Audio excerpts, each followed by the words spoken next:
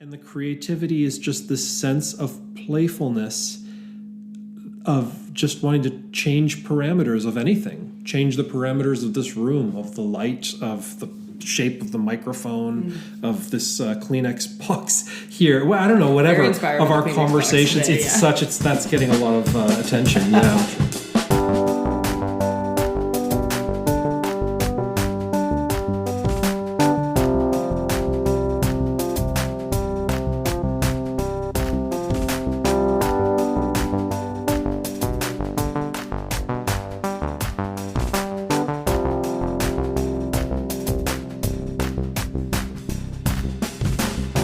Hello and welcome to Artversations, a meditative conversation about the artistic process. My name is Bree, like the cheese, your host, checking in to ask, how is your creativity flowing today? Are there any blockages to tread? If there's anything I wish for you to get out of this podcast, it is a waterfall of inspiration coming your way. Thank you for taking the time to click on this show. As always, there's more info and images on the Instagram at ArtversationsPod, including more about the guest you're about to hear from. This artist is a Palestinian-Canadian composer, pianist, and electronic musician based between Toronto and Berlin, who creates what he calls Baroque-Middle-Eastern-Cyberpunk. Incredible, right? I first came across this artist through listening to another podcast, of which he composed the theme music. We began connecting online, and I was super fortunate enough to have an hour of his time while he was in and out of Toronto. And what a special conversation this turned out to be. He even provided musical clips from his discography that I've dispersed throughout the episode.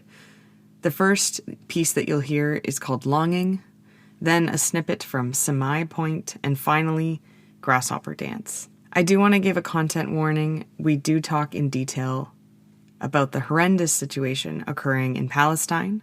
So if you're feeling unable to face this issue right now, taking a break is absolutely encouraged. There is always time to listen when the body calls. I'll be here when you're ready. If you're feeling ready and you're still with me, let's spend an hour with Kameel Farah.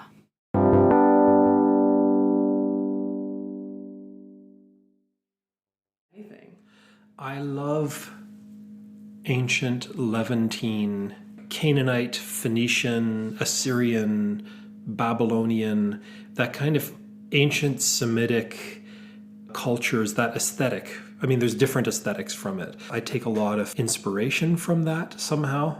And sometimes even in my own music, I consider it Arabic futurism or Middle Eastern futurism, not even specifically Arabic, but taking from that ancient Middle Eastern, I don't know, sense of life, or that you get just from looking at statues.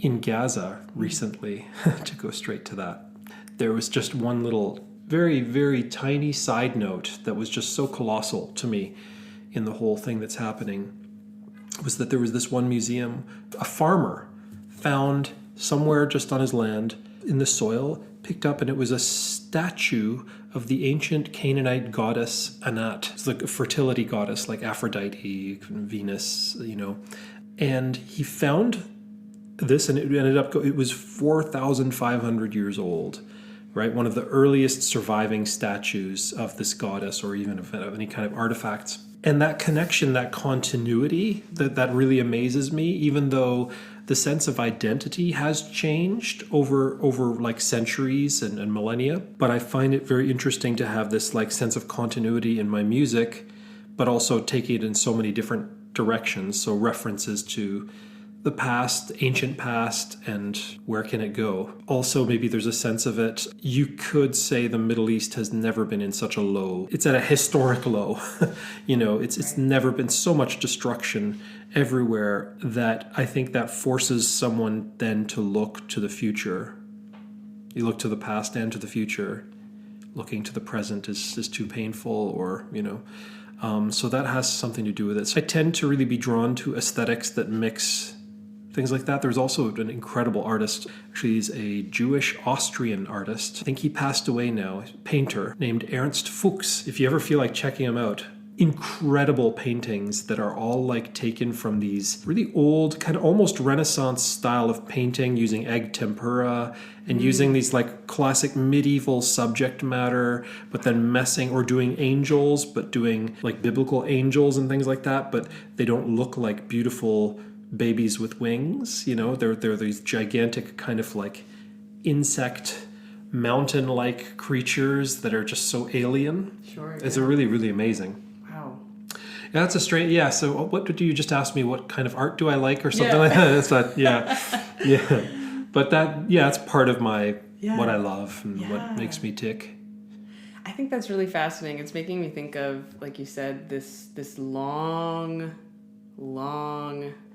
almost incomprehensible period in which art has been around our lives as humans. And I think, when we look at the past and the future to help sort of guide us forward or escape the present, it becomes, for me at least, this philosophy that I'm like a part of a larger, very like grandiose ideal, and it kind of helps me to release any anxieties about my own process. Oh, wow. You know what I mean? Oh, that's a really interesting. Yeah.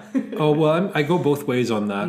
It's like you get rid of one set of anxieties and you get another one, another set of them, like while being overwhelmed with the hugeness of the universe. You know what I mean? Like on one hand, deep geological time, even forget about human civilization, but just the evolution of the planet, the evolution of stars, the birth of stars, galaxies, these timelines that are billions of years then that have nothing to, so then it makes seem like Babylon seem like just a blink of an eye type of thing. Absolutely. And then that's nice sometimes because it helps you get a perspective. Oh, my own little puny problems are so, like, I'm worried about my taxes, what I'm worried about, like some coupons or something, or I don't know, some phone bill, whatever it would be that you have anxiety about. But then you pick up it's also terrifying. So it's beautiful. It helps you remove yourself from the pettiness of day-to-day life. But there's a kind of a beautiful terrifyingness about that when you start contemplating those types of things. Understood, yeah. So astronomy and astrophysics is kind of something that I could just take just be intaking information about it, just listening to random podcasts about it, just hearing physicists just talk about the universe or cosmology. It's just something I could have on the radio in the background and just finding it interesting, pondering all the distances and the incomprehensible amounts of time and things like that. But that's just like kind of feeding you with vitamins, like doing that in your spare time. Your general sense of wonder at the universe kind of feeds me as an artist. I hear that. For me, it becomes a part of my process of recognizing that like energy is constantly flowing. When we think about like the universe, the stars, those are energy sources. Yeah, my tiny problems of like, well, I can't open up a jar of pasta sauce or something. Yeah. But something that's like very physical. Yeah. It's like, oh, okay, well. But our problems are our problems. Like you wake up the next day, you still have to pay your taxes and still do the annoying thing, go to the post office or whatever, 100%. Or whatever, those are the most insignificant things. But okay, I had a question for you actually. Please, okay, yes, so let's do it. I was thinking about like in these big museums like the Met or the British Museum or the Pergamon. Okay, they have all this ancient Greek and Roman stuff. They also have this ancient Middle Eastern stuff with these like Pegasus-like creatures with human heads and these winged horses and incredible statues that are, 3,000 years old. And I'm always just thinking to myself, there's no way to know who made these, who is the person or persons that made this. What were they thinking?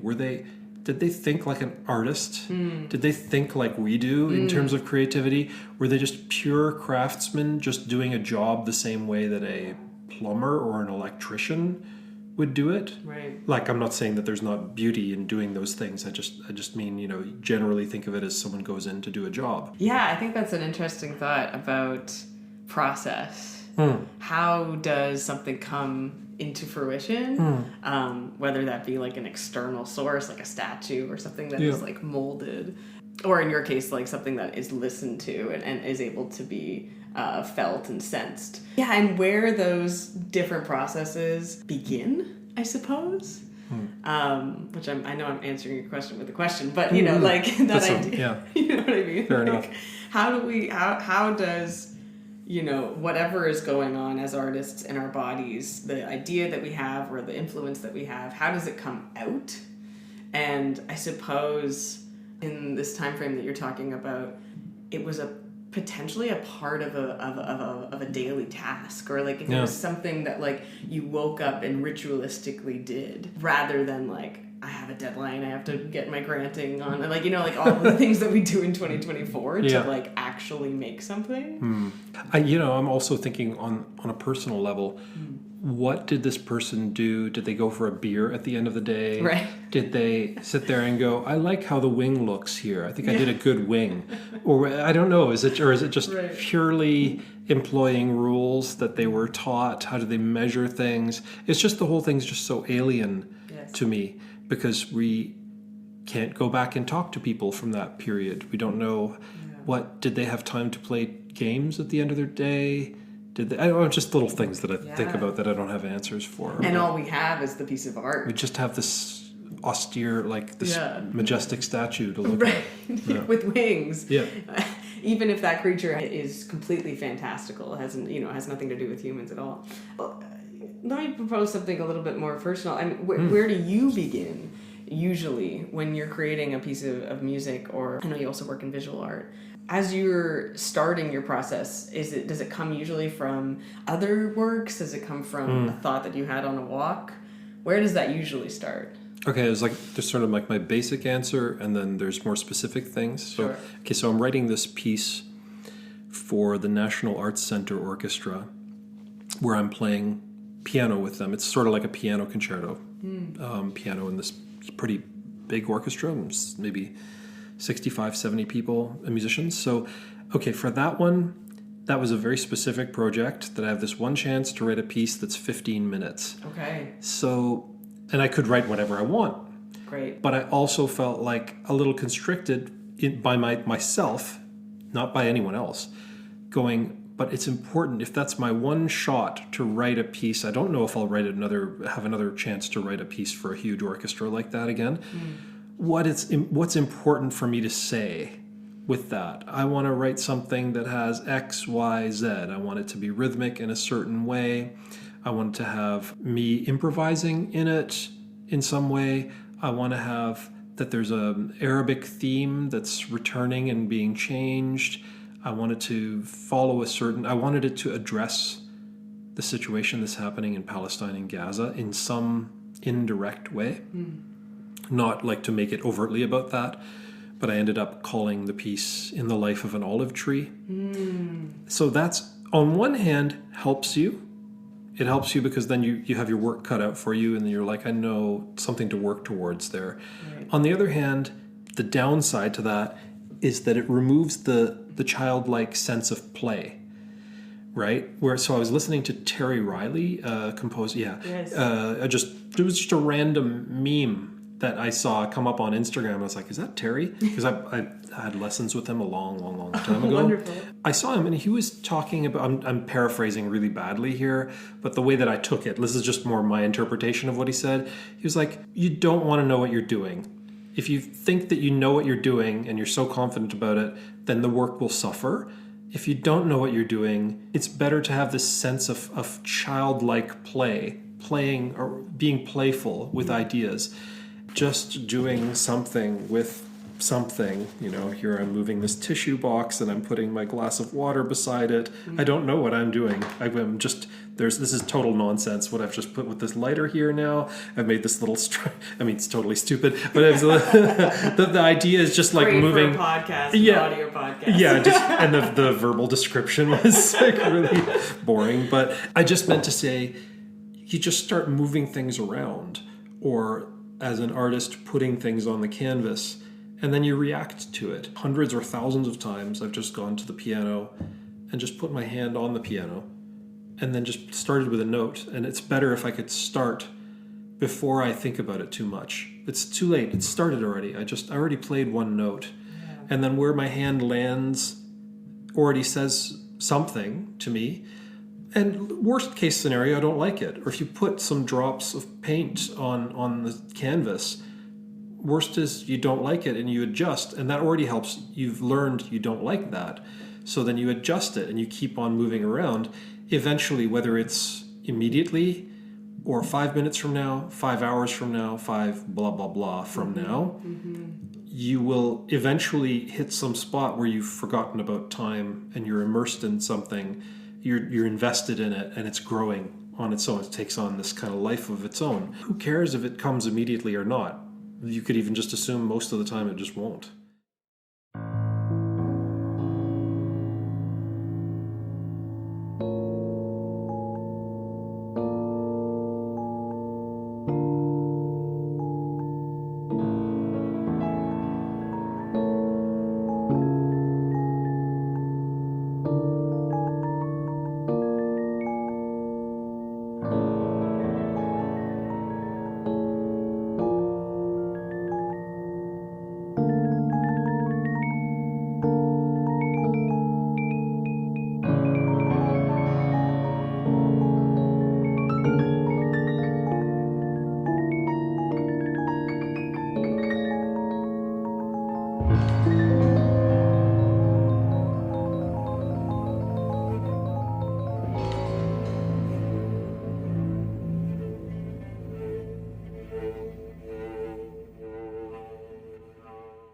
So I feel more free when I'm doing visual art to do that than I do in music, because music, I'm a professional musician. I'm a professional composer, professional pianist. That can inhibit you sometimes because you have this like body of work and you have this idea that there's expectations of you, even if it's totally just in your own mind. Yeah. Even if no one else like cares, you think that what's expected of me from the stuff that I did, the last stuff that I did that I released or whatever it would be, has to fit something. It's going to be judged. It's going to be blah, blah, blah. With my drawings, okay, maybe occasionally someone approaches me to buy them. That's not in my mind when I'm doing it.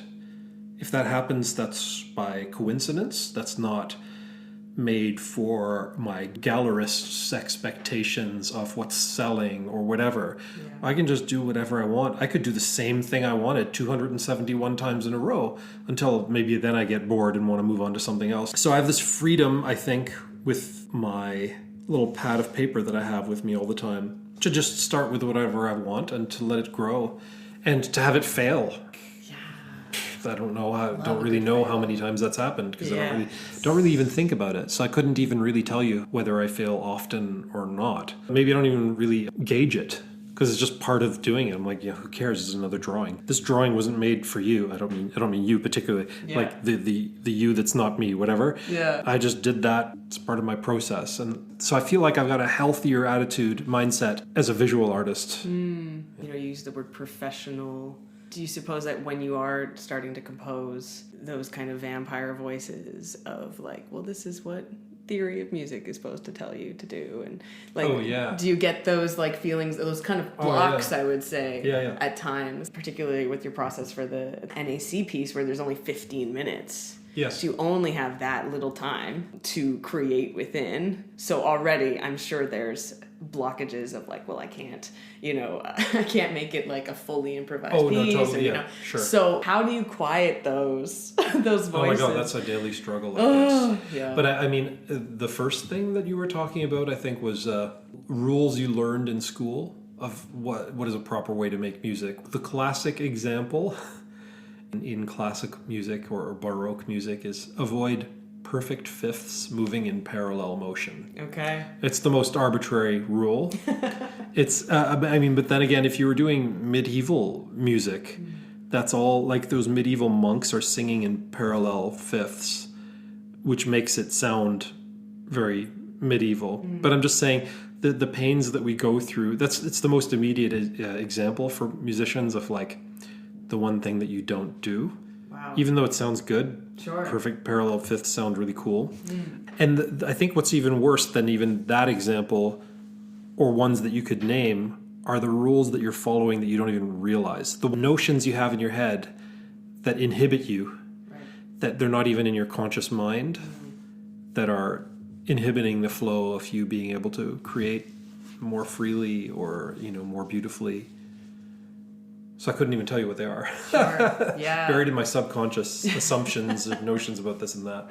Yeah, and you spoke earlier too about like not knowing if it is a failure or not, like not being able to gauge where the success and the failure is because you're in a flow state. Like there's things happening and you're responding to your own body. To me, like I'm still understanding what my practice actually is, especially getting away from institutional training and how much I learned from that and now needing to unlearn. And I think failure, quote unquote failure, whatever that means to me, I've been trying to like search for it a little bit more. To search for failure. That's interesting. Yeah, okay, cool.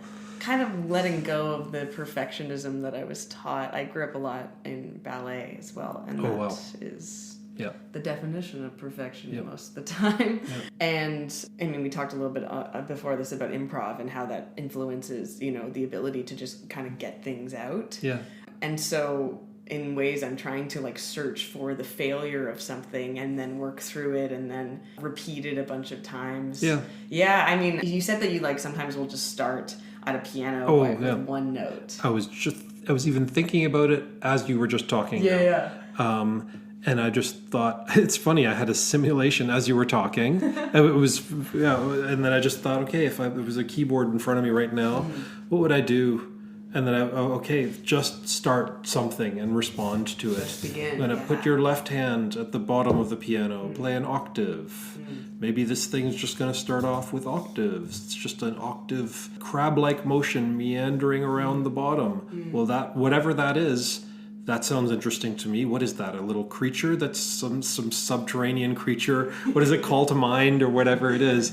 Like, you want to just sit there for that? Like, just allow something to develop on its own. These memes floating around. I think one of the most popular memes is like John Cleese talking about creativity. Yes. He's like a main Monty Python guy. So he's giving all these like Oxford and Harvard lectures about creativity. But one of the ones that he's talking about was saying that according to research, but there's in big quotations, I don't know what research he's talking about. They, whoever that is, found that highly creative people aren't necessarily more or less intelligent than anyone else. So I could say, hopefully it doesn't sound like puffed up or anything. I think I'm a very highly creative individual.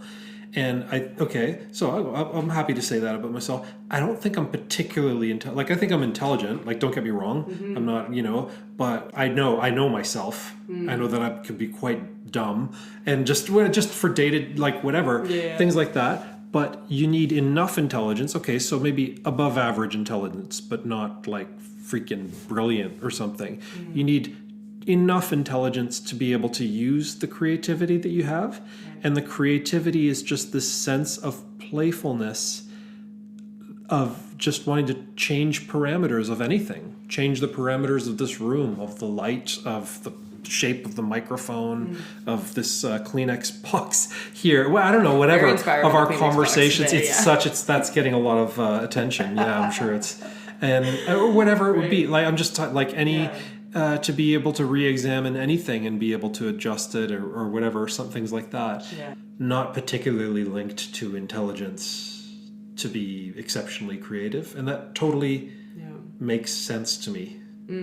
So I suppose what you're speaking on is this idea that like intelligent people are artists. But what is that scale anyways? Totally. Okay, maybe intelligent.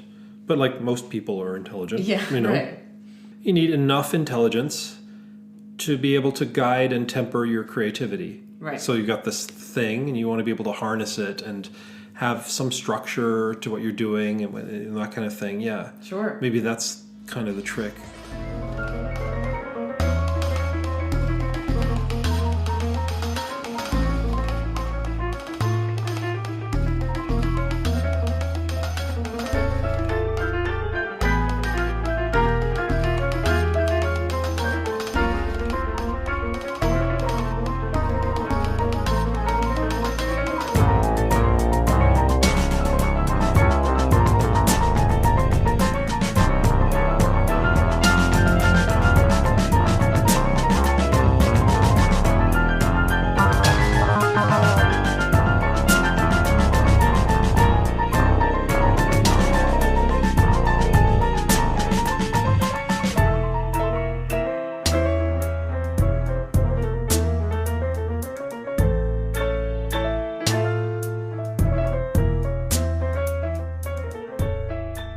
So there's this book that I got for Christmas 2 years ago called, it's like 120 pages. It's called Art and Fear. Oh, I feel like I need that book yesterday. Oh my God, it was such a good little book, and I bought a copy of it for a friend of mine. And it's written by two art teachers. I think one is a teacher of painting, I'm not sure, and the other one's a photography teacher. Whatever, they're working at an art institution as profs. It's all about what we're talking about here, about not obstructing the creative flow, how to remove all the inhibitions that we had that would stop you from getting to the canvas or dance floor or your instrument or whatever it would be. You know how sometimes you read a whole book and you only really remember one or two things from it, but those things stick with you for a long time. So I remember they did a little experiment with their students, and they divided the classes into two groups, and one was supposed to create a small limited number of works, but it was implied in the assignment they had to be really of high quality. They were expecting a very, very high quality result. And the other group was encouraged to create in quantity as much as possible, giving no heed to quality. Now, of course, it's impossible to really say what's quality anyway. I know anyone could argue this way or that, whatever. But at least the way it was reported, that the quality of the groups that did much more in quantity was much higher than the people who were striving for quality. Wow. Yeah. So it was like the inverse result. Yeah, the people that were creating freely without worrying whether it was good or not. Yeah. They're just creating a lot, ended up getting, I guess, into a more of a flow. That's would be my interpretation. And then ended up freeing up their creativity a bit more. Fascinating.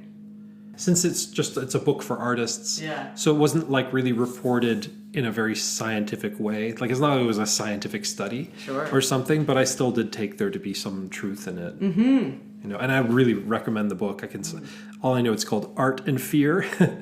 If you Google it, there will be two authors. So it's hard to mix that up. Two authors. It's not written, but if it's written by one guy, then it's the wrong book. Yeah. You've gone down the wrong path. Yeah. Okay, wow. I think what we're touching on is this idea that there's so much that causes us not to create from a freeing place. Or potentially that the ability to produce and create and get out sometimes gets blocked by these filters that it should have quality. Or that if I am repeating the same thing, then all of a sudden I'm not a good artist. Yes. Does that kind of ring true? Yeah, I know what you mean. And then we judge ourselves, and then it inhibits us more. Right, the avalanche of that. Yeah, how to get past that. I just had another thought. Okay, sorry. I want to circle back, way back. I don't know whether you want to edit it in or not, or you could just leave it exactly as I'm saying now. But I was talking about this statue of the goddess Anat. Yes, from 4,500 years ago. Exactly. It's a little write-up on it on the internet. The reason was that the tragedy of that was that the modest museum that it was being housed in was bombed and was destroyed. And it just amazed me, because they're going back to the whole conversation about timescales. I could just imagine being this statue. I mean, it says like sentient statue, but it was created by someone, fulfilled its purpose, or for the owners, or sitting in a temple, or wherever it would be, or in someone's home. And then with the passing of civilizations, then it gets, it's buried under the earth and waiting so long, dormant, to be discovered one day by a farmer thousands of years later to finally be given a new home. And then it's just bombed out of existence.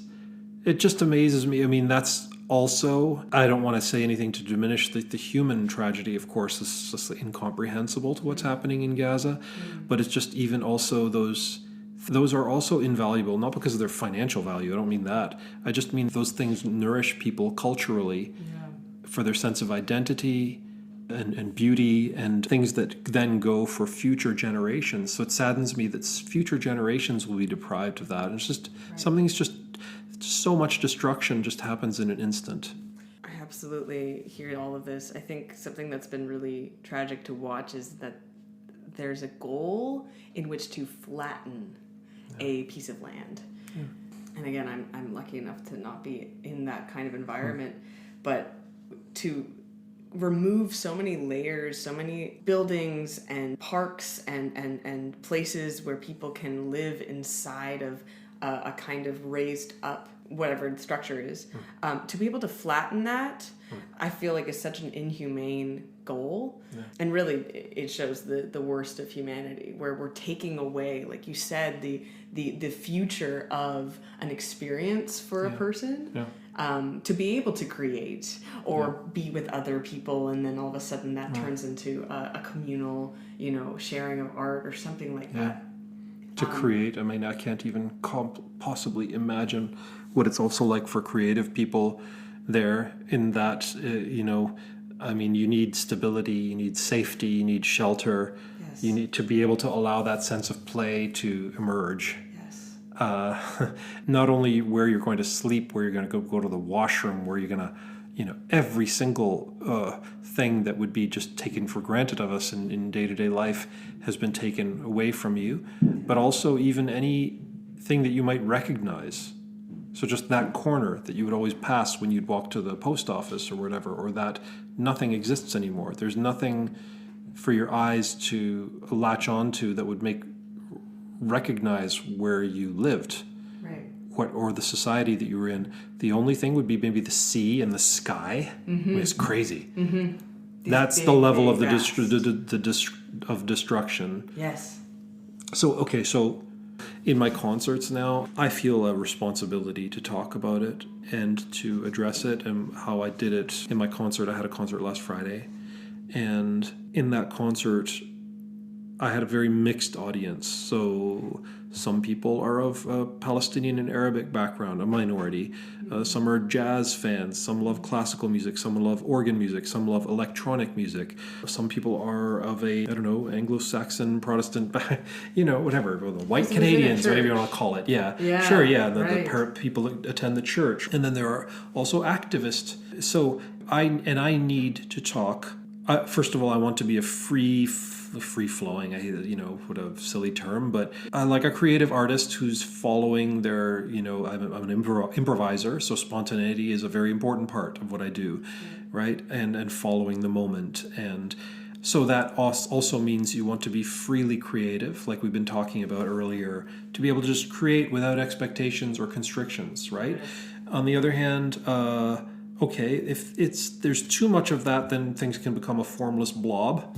Hey, formless blobs are also nice too. I have nothing against them, but I'm just saying, so there's a balance. So I like to have structure to my concerts as well. I mix in pieces by Bach with electronic arrangements. I'll play pieces from the Renaissance or things like that, or I'll play some folk melodies that I've readapted, or Palestinian folk melodies.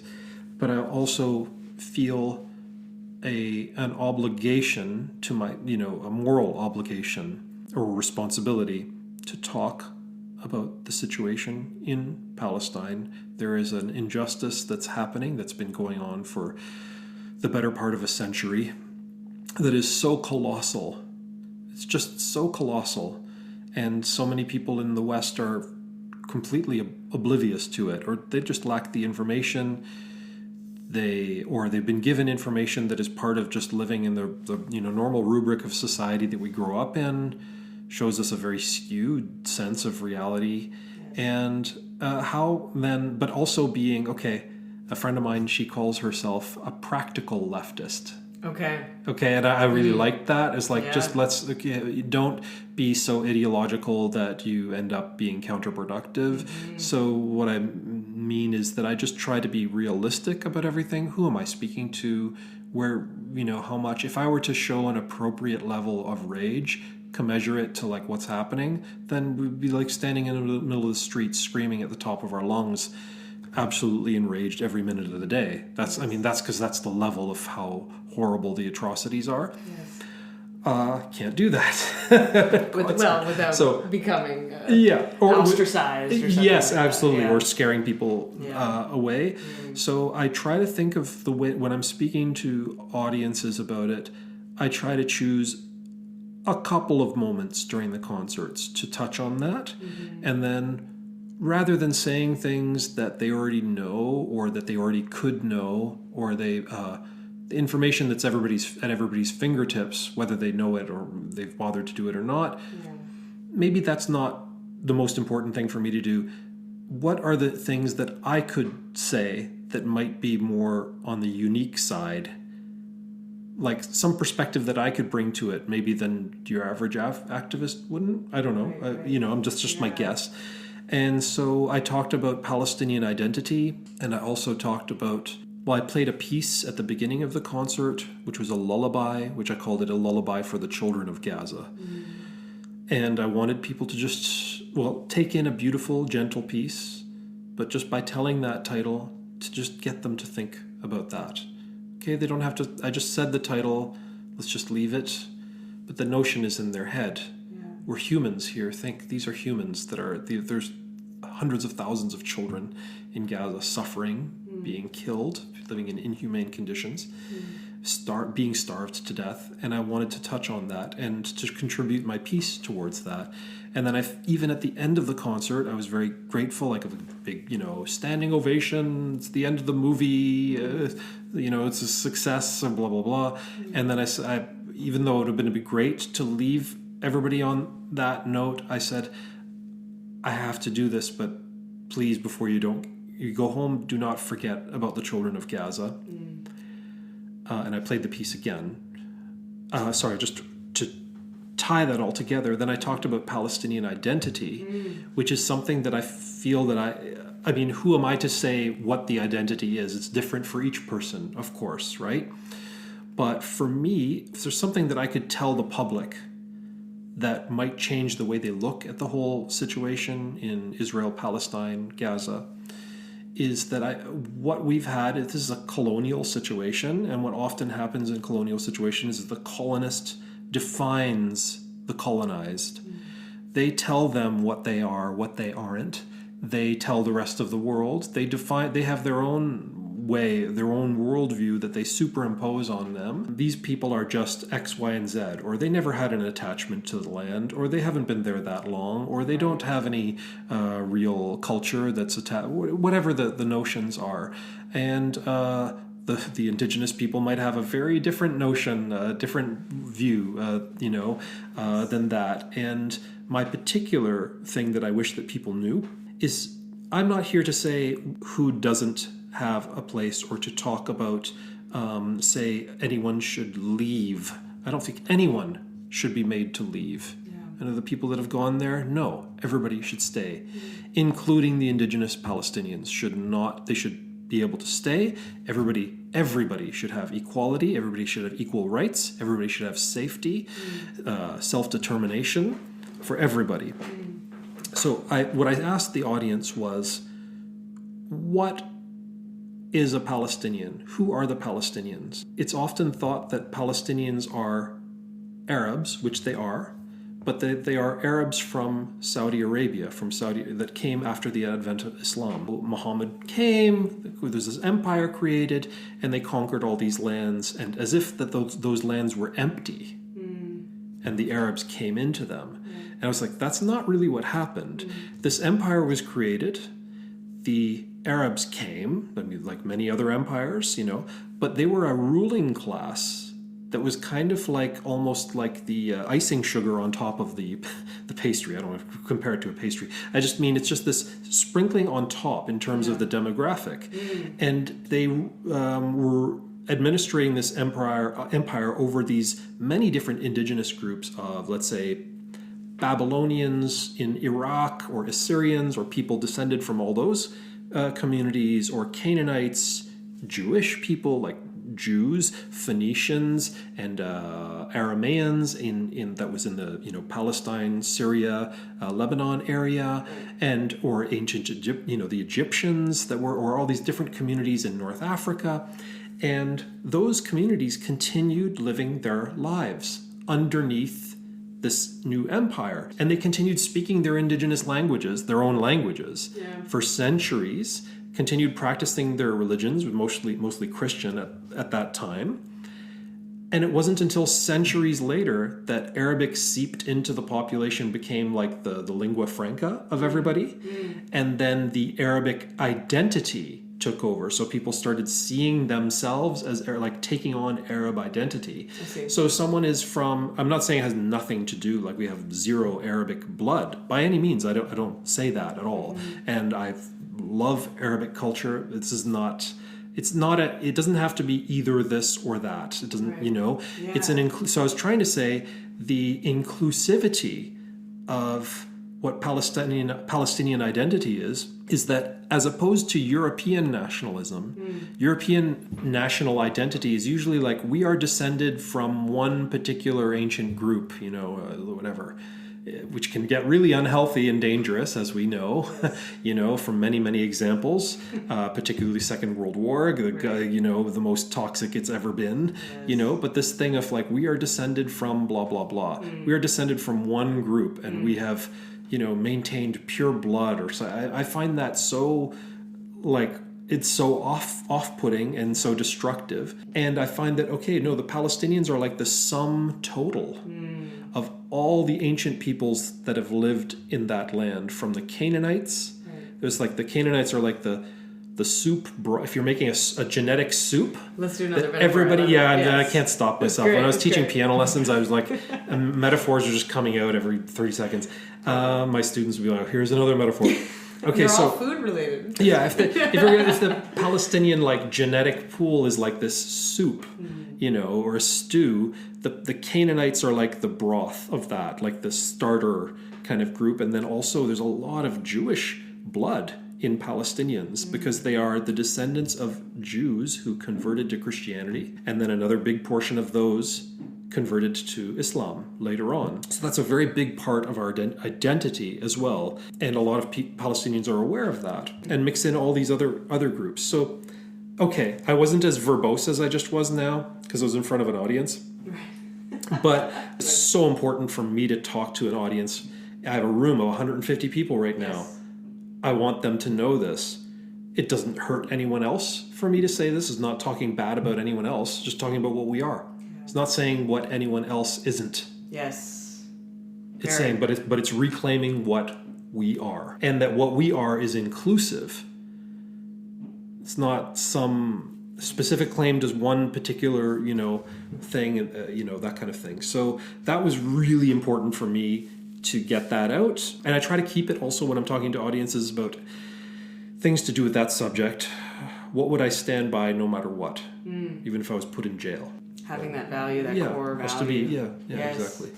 I just want to touch on what you spoke about, this metaphorical soup, this idea that identity can be so many things. Yeah. And like you said, that doesn't mean that I'm misidentifying someone else in my own identity. Mm-hmm.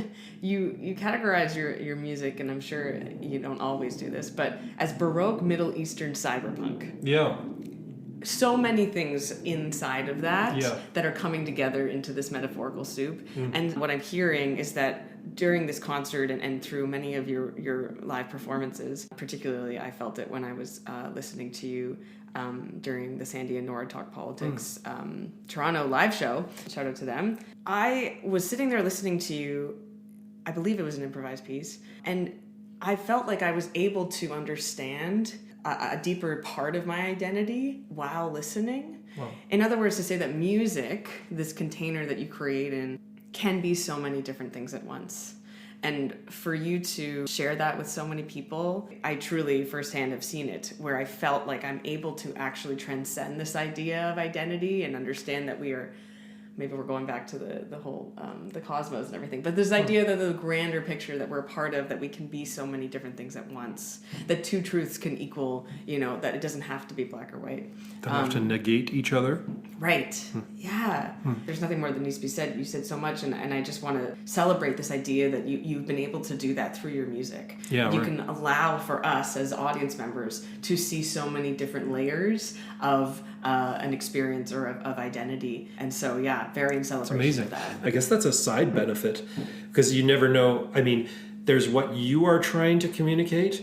you cannot also control how it's received or whatever. Which is so hard things. to let go of. Yeah. Oh my God, yeah. So other people are at various points in their journey on a zillion different other issues and different things swirling around them, and that triggered a set of thoughts or reactions in yourself, which is really amazing to hear. Like, I always love that. I was thinking how another thing that I said to the audience was that I guess the Middle East is so old. Not only is it old, but it's been evolving in a separate sphere from Europe for so long that I think the mistake that a lot of people do, and I said this to the audience, is they expect our identity to conform, not only like to conform to the same parameters. Right. The same, like the parameters are totally different. Like, what is a people? A people is a group of people that speak the, blah, blah, whatever these definitions they have, and they have to have a flag. The flag has to have an image, certain size, and you have to have a passport. You have to, there's just these requirements to it that are just so arbitrary. We arrived at those things in the last few hundred years, and that became this template. They then tried to superimpose that on all these other areas of the world that they were colonized, and that kind of got slapped together, on all these in Africa and the Middle East and South America, a whole bunch of other places. So I just wanted to say people have to recognize that the sense of identity in the Middle East just evolved along different lines. Right. It didn't have to fit into what we expect of it. That there's what's your identity? It has to correspond to my identity in some way, right? Like an equivalent. Yes. And it's not an equivalent. It's just something different. It's like, Yeah, and the passage of time, I suppose, creates those constructs. A group of people start to believe it, and then it continues to be believed, and then it's forced upon and superimposed, like you said. To be able to use art to describe a certain time, like a time capsule, I think that's really the most beautiful thing, and I've seen that so much in your work. And it sounds like that is a part of your process, this ability to understand the passage of time. I mean, you literally have an album called Time Sketches. Oh, right, yeah, that's true. But that's I made that album. Actually, it had to do with the cosmos and being interested in astronomy, inspired by that, but also that I literally had a very limited time to make that album. Oh, no way, okay. And so I felt like I kind of tried to, actually it was interesting because I was like, I've got 3 weeks to compose and record an album. 3? I left Berlin and I went to a place in Hanover, which was a school outside of the city, kind of in the forest, and the people that ran the school allowed me to have access to this space. You can record every day from 9 p.m. until 7 in the morning. You did it overnight? So it was overnight every day for a month in that space, and then I would give myself like 3 or 4 days per piece to finish it.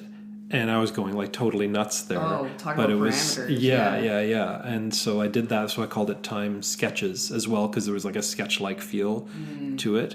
But I'm really glad that I did it. Yeah.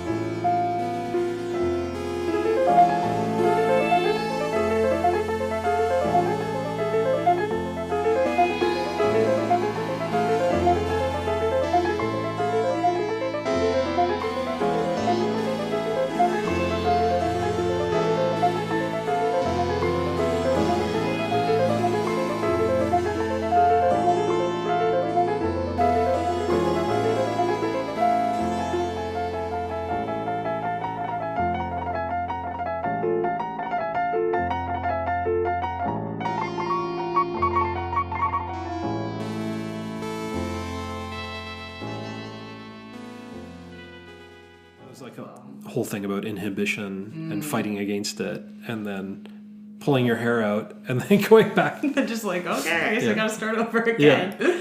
I am very curious about the different audiences that you interact with, especially when it comes to like being in Europe and being in Canada. Yeah. Have you found any constants in the different people that you interact with after your shows, or during your process? Good question. If I have an audience that's like a mega mix, the more of a mix it is, the happier I am. Because then I just think to myself, there was like some, I don't know, grandmothers in the, fifth row, some like post, like dubstep hipster, I don't know, I'm just making it up, whatever, maybe some people that are into other, whatever, more classical, or people that are into early music, or I don't know, whatever you want, or just people from different walks of life. The mega mix of audience. The people who are really into the synths, the more mixed it gets, yeah. the happier I am somehow. Because then I feel like I created something that is not niche, even though it's a very specific, weird mixture of music I'm making, but that it would appeal to people who are into really very experimental music and people that have no background in experimental music. And if it can somehow speak to people from those two different, Yes. you could have a real strong background in a particular type of music or not.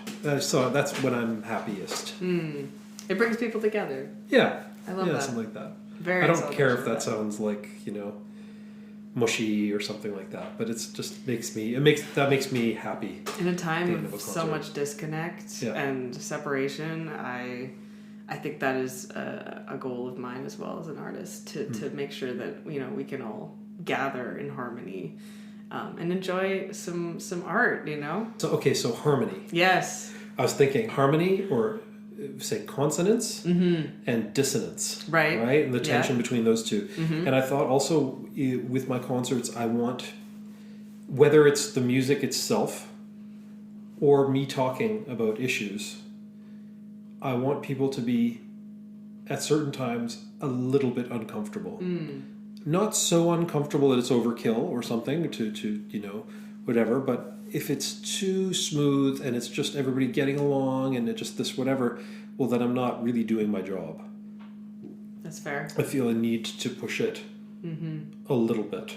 There's that quote, like, art should disturb the comfortable and comfort the disturbed. Wow. This idea of like, I am sitting there and I'm my emotional state is changing, and some folks might not be able to handle that, and some will be like, oh, thank God, I'm getting out of my emotional state.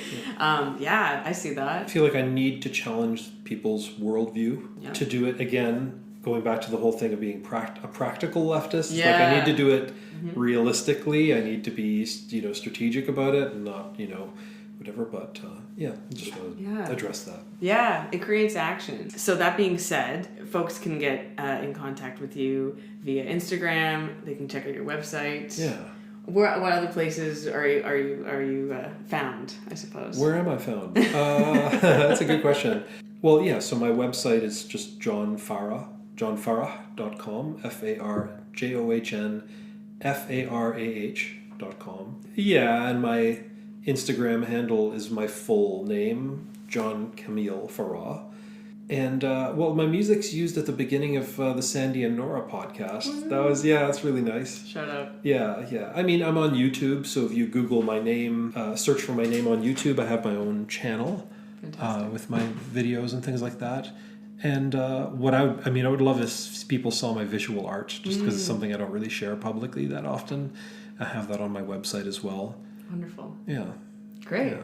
Thank you. Yeah. All of that will be linked in the description. John, thank you so much for this. It was really nice talking to you, Brie. It was a wonderful time. Yeah. I know we're practically strangers, but I feel very connected to you now, and I appreciate your time. Likewise. Thank you.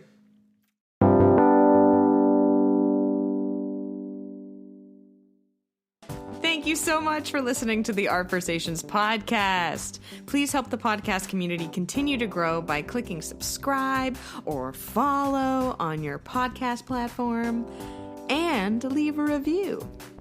As well, follow the podcast on Instagram at ArtversationsPod. You'll find photos of the guest you just heard, plus highlights and quotes from each episode. Let's keep the Artversation going. Send in a DM with your thoughts about art and any questions you might have for guests. Special thank you goes out to Jen Marquez and Maxim Bartnowski for their contributions. And thank you, listener. Till next time.